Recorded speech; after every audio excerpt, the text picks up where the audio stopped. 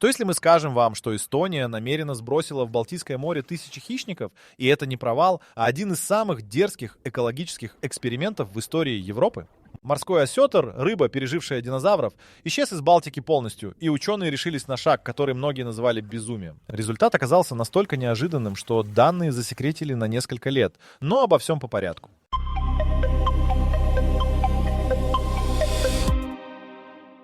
Морской осетр достигал 3,5 метров в длину и 300 килограммов веса. Это не рыба, это живая субмарина. В 19 веке рыбаки Балтики вылавливали таких гигантов десятками тысяч ежегодно. В Кёнигсберге существовали целые осетровые рынки, где туши продавались поштучно, как скот. Осетр был настолько обычной рыбой, что его давали крестьянам вместо платы за труд. В марте 909-го в Северном море был пойман последний документально подтвержденный балтийский гигант. 345 сантиметров, 320 килограммов. Рыбак, вытащивший его, не понял, что держит в руках последнего представителя целой эпохи. Осетр — анадромная рыба. Это значит, что он нагуливается в море, но нерестица возвращается строго в ту реку, где сам появился на свет. Этот инстинкт, который помогал виду миллионы лет, превратился в смертный приговор. Когда в начале 20 века по всей Европе начали строить плотины на реках, осетры возвращались к родным нерестилищам и упирались в бетонные стены. Рыба не нерестилась в другом месте. Рыба просто ждала и умирала. Одновременно с этим промышленный траловый лов выметал со дна Балтийского моря все подряд. Осетр — донная рыба, он кормится у самого дна, перебирая ил в поисках моллюсков и червей. Тралы уничтожали его кормовую базу и убивали молоть раньше, чем та успевала вырасти. Самка осетра достигает половой зрелости только к 8-20 годам в зависимости от условий. Это значит, что даже при полном запрете на вылов популяция восстанавливается десятилетиями, а не годами. К 50-м годам 20 века осетр в Балтийском море фактически перестал существовать как промысловый вид. К 70-м его перестали встречать вообще. Ни единичные особи, ни редкие уловы. Полный ноль. Рыба, пережившая динозавров, ледниковые периоды и смену континентов, не пережила 80 лет промышленного рыболовства. Европейские биологи зафиксировали официальное исчезновение вида из Балтики в 86-м. В мире к тому моменту оставалась единственная дикая воспроизводящаяся популяция атлантического осетра в реке Жиронда во Франции. Несколько сотен особей на весь вид. Для сравнения, в 19 веке только в Балтийском море их было несколько миллионов. Именно тогда небольшая группа эстонских ученых из Института морских исследований в Таллине начала задавать неудобный вопрос: а можно ли вернуть осетра обратно? Не в теории, не в аквариуме, а в открытое Балтийское море, туда, откуда он исчез навсегда. Большинство коллег называли это утопией. Финансирования не было, политической воли не было. Был только один аргумент: осетр исчез по вине человека, и человек обязан попытаться это исправить.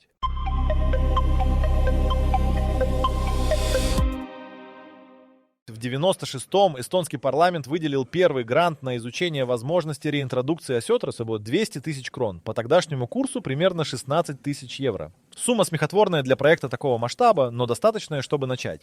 Первая проблема оказалась фундаментальной. Нет рыбы, нет икры. Нельзя просто купить осетра в магазине и выпустить в море. Для восстановления популяции нужны особи, генетически связанные именно с Балтийской линией, а не с любым другим осетром. Балтийский осетр и атлантический осетр из Жиронды — один вид, но с разными генетическими адаптациями к солености воды, температуре, кормовой базе. Выпустить чужих осетров означало бы не восстановление, а генетическое загрязнение.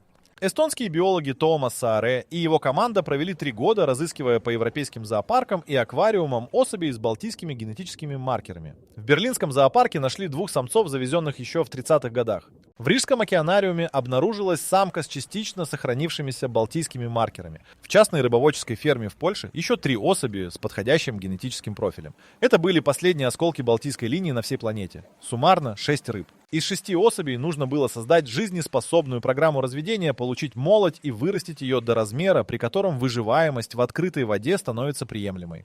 Осетра нельзя выпускать мальком, его сразу съедят. Для реинтродукции нужна молоть длиной не менее 25 сантиметров, в идеале 45-50. Выращивание одной такой рыбы до нужного размера занимает от 8 до 14 месяцев в контролируемых условиях и стоит в пересчете на современные деньги около 12 евро за особь. При планируемом выпуске в десятки тысяч штук ежегодно бюджет проекта становился совершенно иным. В 2001 году Эстония официально вошла в международный консорциум по восстановлению атлантического осетра совместно с Германией, Польшей и Францией. Немцы взяли на себя основной питомник на реке Одер, эстонцы получили ответственность за Восточную Балтику, Финский и Рижский заливы. Это означало строительство собственного рыбоводного завода. Завод построили в Пылцама, в центральной Эстонии, на берегу реки с подходящим химическим составом воды. Проектная мощность аж до 100 тысяч мальков в год. Финансирование пришло частично из фондов Европейского Союза, частично от эстонского государства, частично от частных экологических организаций. Строительство заняло 4 года. В 2005-м завод произвел первую партию. 7200 мальков длиной от 30 до 45 сантиметров. 23 мая 2005-го с берега реки Пярну в воду выпустили первых осетров. Журналистов не звали. Организаторы боялись сглазить. Присутствовали только биологи и несколько чиновников из Министерства окружающей среды. Рыбы уходили в мутноватую воду реки одна за другой и исчезали. Никто не знал, что будет дальше.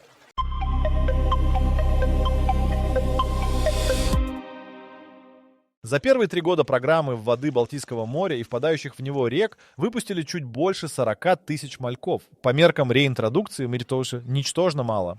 Популяционные биологи подсчитали, чтобы в море появилось устойчивое самовоспроизводящееся стадо, нужно выпустить не менее полумиллиона особей суммарно за 10-15 лет, иначе генетическое разнообразие будет слишком низким, и популяция вымрет сама по себе даже без давления рыболовства. Эстонский завод в Пылсама наращивал мощность постепенно. В 2008 вышли на 25 тысяч мальков в год, в 2012 на 48 тысяч. Параллельно немецкий питомник на Одере давал еще до 80 тысяч ежегодно, польский около 30 тысяч. Консорциум работал как конвейер. Каждый малек перед выпуском получал метку. Крошечный металлический чип размером с рисовое зерно, вживленный под кожу за спинным плавником. Дополнительно на хвостовом плавнике делали специфический надрез, уникальный для каждой партии. Это позволяло при случайном вылове или обнаружении мертвой рыбы точно определить год и место выпуска. Система мечения обошлась в отдельную статью бюджета. Около 200 тысяч евро только на оборудование. Выпуски проводили строго в определенных точках. Не в открытом море. Осетр должен запомнить конкретную реку как родную, чтобы вернуться в нее на нерест через 10-20 лет. Основными точками выпуска стали реки Пярну и Казари в Эстонии, река Вента в Латвии и Неман в Литве.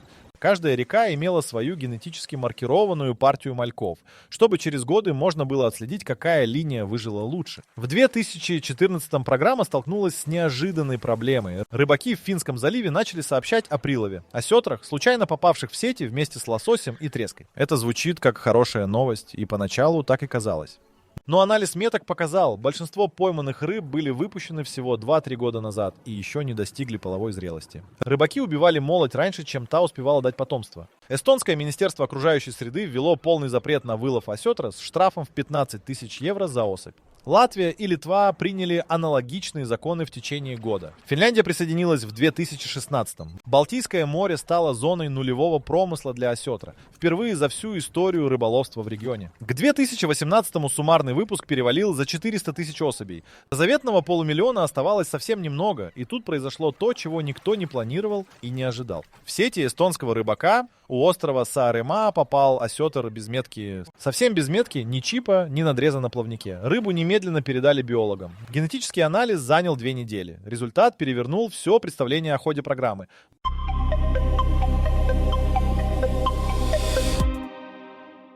Осетр без метки весил 47 килограммов и имел длину 180 сантиметров. По размерам это была рыба возрастом от 12 до 16 лет, то есть рожденная примерно в 2002 или 2003 году. Программа выпуска в тех объемах тогда еще не работала.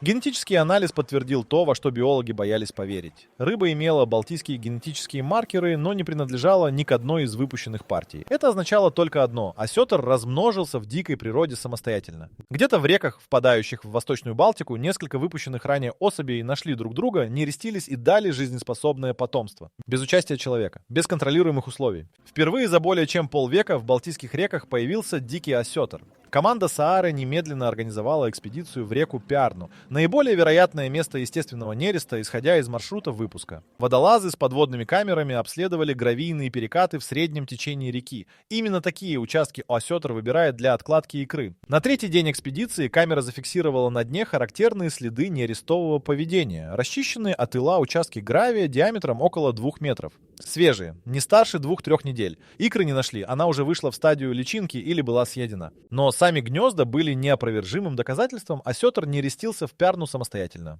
Программа сработала быстрее, чем предсказывала любая модель. В следующие 2 года биологи методично проверяли все реки выпуска. В Казари нашли еще 3 нерестовых гнезда, в латвийской Венте — 2. В литовском Немане одно, но зато с остатками оплодотворенной икры, из которой удалось вырастить личинок в лаборатории и подтвердить дикое происхождение. Суммарно к 2020 году в Балтийских реках зафиксировали не менее 9 достоверных случаев естественного нереста осетра. Параллельно изменилась сама экосистема участков, где регулярно появлялся осетр. Донные съемки в районе острова Сааремаа показали увеличение численности двустворчатых моллюсков на 32% по сравнению с замерами десятилетней давности. Это выглядело парадоксально. Осетр питается моллюсками, но их стало больше. Объяснение нашлось в пищевой цепочке. Осетр, роясь в донных отложениях в поисках корма, разрыхляет ил и насыщает придонный слой воды кислородом. Это создает благоприятные условия для размножения беспозвоночных. Хищник буквально улучшал среду обитания своих жертв. Именно этот эффект и стал главной неожиданностью для ученых. Ждали, что осетр просто вернется в море и будет существовать как один из видов. Никто не предполагал, что его возвращение запустит цепную реакцию восстановления донных экосистем. В 2 контрольных зонах Финского залива, где концентрация выпущенных и диких осетров оказалась наибольшей, биомасса донных беспозвоночных выросла за 5 лет на 41%. Прозрачность воды в этих зонах увеличилась. Осетр, перерабатывая донные отложения, снижал концентрацию взвешенных частиц. За прозрачной водой потянулись водоросли. За водорослями – рыбья молоть других видов. Балтийское море начало меняться. Не благодаря запретам и квотам, а благодаря одной рыбе, которую человек сначала уничтожил, а потом вернул обратно.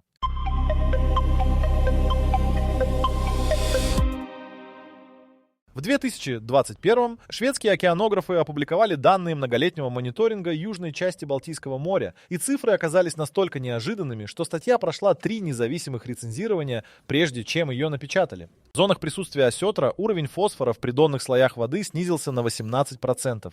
Фосфор – главный виновник цветения сине-зеленых водорослей, которое летом превращает значительную часть Балтики в мутно-зеленый бульон, убивающий все живое в зонах кислородного голодания. Механизм оказался неожиданно простым. Осетр, роясь в донных отложениях в поисках моллюсков и червей, поднимает со дна органику, накопившуюся за десятилетия. Эта органика перерабатывается бактериями в толще воды, а не гниет на дне в условиях бескислородной среды. В результате фосфор связывается в менее доступные для водорослей формы. Одна взрослая особь осетра за сутки перерабатывает от 8 до 12 квадратных метров донного грунта. При численности в несколько тысяч особей эффект становится измеримым на уровне всего бассейна. Финские биологи из университета Турку зафиксировали в 2022 нечто еще более удивительное. В районах регулярного появления осетра начала восстанавливаться популяция речной миноги, вида, который также находился под угрозой исчезновения в Балтийском регионе. Прямой связи между осетром и миногой нет, они не конкурируют за пищу и не являются хищником и жертвой по отношению друг к другу. Связь оказалась косвенной. Осетр улучшал качество донных субстратов, а минога использует именно такие субстраты для нереста. Один вид, восстанавливаясь, тянул за собой другой. В реке Пярну в 2023 провели контрольный электролов, стандартную процедуру оценки рыбных запасов. За 12 часов работы на участке длиной 3 километра зафиксировали 7 особей осетра. 4 из них не имели меток. Дикое поколение уже существовало в реке как самостоятельная группа, не связанная с программой выпуска. Но самые неожиданные данные пришли не от биологов, а от рыбаков. Профессиональные рыболовецкие бригады в Рижском заливе начали сообщать об изменении уловов трески и камбалы в районах, где осетр появлялся регулярно. Уловы росли. Камбала – донная рыба, питающаяся теми же беспозвоночными, что и осетр, но в меньших масштабах, демонстрировала прирост численности в этих зонах до 28% за 5 лет.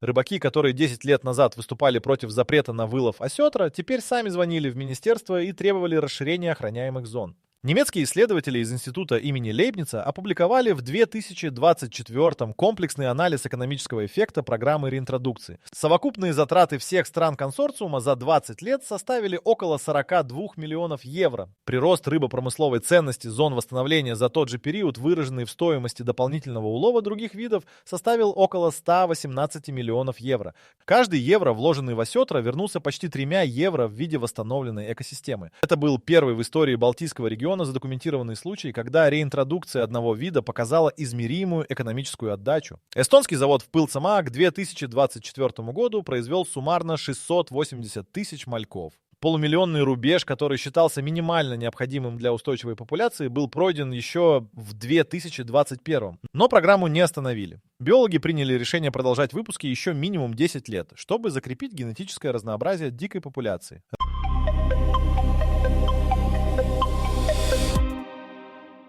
Не все встретили возвращение осетра с радостью. Летом 2019-го рыбацкий кооператив острова Хиюма направил в эстонское министерство окружающей среды официальную жалобу на 14 страницах. Рыбаки утверждали, что осетр рвет донные сети, уничтожает уловы и создает прямые убытки. К жалобе прилагались фотографии порванного снаряжения и расчеты потерь. Суммарно около 80 тысяч евро за сезон по всему кооперативу. Претензии были конкретными. Осетр – крупная сильная рыба. Взрослая особь весом 60-80 килограммов, попав в ставную сеть, не запутывается в ней как лосось, а ломится насквозь, разрывая ячею и унося за собой часть улова. Рыбаки, ставившие сети на камбалу и угря в прибрежных зонах, начали находить по утрам рваное снаряжение и следы присутствия крупной донной рыбы. Стоимость одной профессиональной ставной сети от 300 до 800 евро.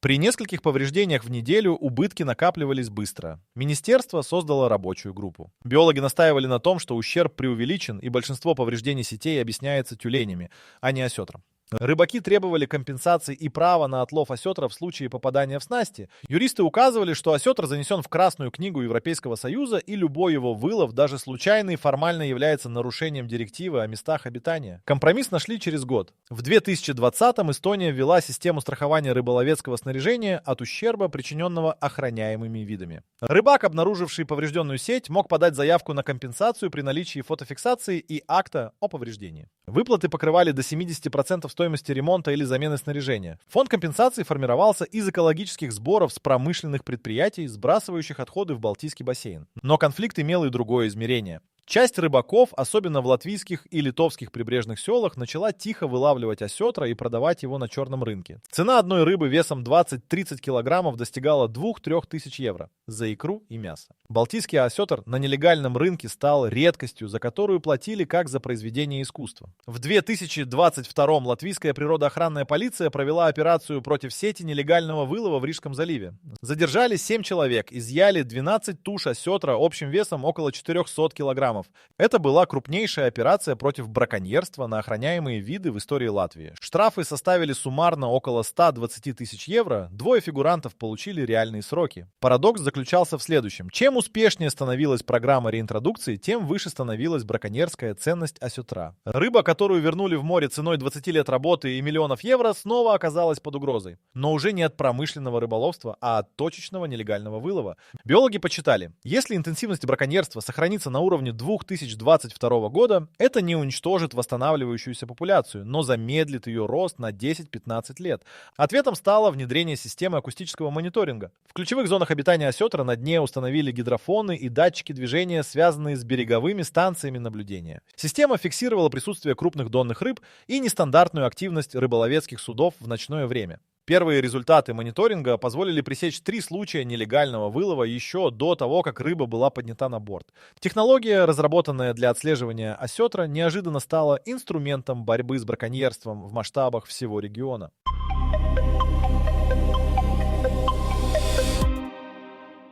Осенью 2023 года сеть акустического мониторинга в Финском заливе зафиксировала аномалию. Датчики в районе острова Найсаар, в 20 километрах от Таллина, начали регистрировать одновременное присутствие большого числа крупных донных объектов в радиусе 3 квадратных километров. Такой концентрации не было ни разу за все время работы системы. Операторы решили, что датчики дают сбой. Послали водолазный бот для визуальной проверки. Водолаз опустился на глубину 12 метров и включил камеру. На дне, на участке гравийного дна с редкими валунами находилось не менее 40 крупных осетров одновременно. Они двигались медленно, методично, перерывая грунт, периодически соприкасаясь боками. Это было нерестовое скопление, первое задокументированное групповое нерестилище дикого осетра в Балтийском море за более чем 70 лет. Видеозапись передали в Институт морских исследований в тот же день. Томас Сааре, которому к тому моменту было уже 62 года и который руководил программой с самого начала, посмотрел запись дважды, вышел из кабинета и не вернулся до следующего утра. Коллеги не искали объяснений. Генетический анализ образцов, взятых с нерестилища, показал нечто, что полностью изменило понимание хода программы. Среди 40 особей на нерестилище у Найсаара только 19 несли метки программы выпуска. Остальные 21 были дикими, рожденными в естественных условиях. Причем генетическое разнообразие дикой группы оказалось выше, чем у меченых особей. Это означало, что в дикой популяции уже произошло несколько поколений естественного размножения. Не одно, как предполагалось, а несколько. Осетр размножался в Балтике быстрее, чем показывали все расчетные модели. Популяционные генетики из университета Хельсинки пересчитали данные заново. Если темп естественного воспроизводства сохранится, к 2035 году численность дикой балтийской популяции осетра может достичь 3-5 тысяч особей. Это порог, за которым популяция считается самодостаточной и способной существовать без поддержки человека. Никто не ожидал выйти на этот порог раньше 2050-го в самом оптимистичном сценарии. Но главный удар по научным представлениям нанесли не цифры, а поведение. Осетры у Найсаара выбрали для нереста участок в 20 километрах от ближайшей реки. Считалось, что атлантический осетр нерестится исключительно в реках на гравийных перекатах с течением. Морской нерест у этого вида не был зафиксирован нигде в мире. Либо балтийская популяция адаптировалась за 20 лет к измененным условиям существования, либо эта способность всегда присутствовала в виде резервного поведения и никогда не проявлялась, потому что популяция была слишком мала. Ни один из этих вариантов не укладывался в существующие теории поведения вида. Немецкий биолог Йорн Геске, специализирующийся на осетровых, написал в своей публикации по итогам этих данных буквально следующее. Программа реинтродукции не восстановила прежнюю популяцию, она создала новую, с поведенческими стратегиями, которых у этого вида не наблюдалось прежде. Балтийский осетр не вернулся. Появился балтийский осетр 21 века, тот же вид, но уже другой. К весне 2024-го нерестилище у Найсаара зафиксировали повторно. На этот раз скопление насчитывало не менее 60 особей. Акустические датчики показали аналогичные скопления еще в 2 точках Финского залива, у острова Осмусаар и в районе полуострова Покри. Осетр не просто вернулся в Балтийское море, он начал осваивать его заново, на собственных условиях.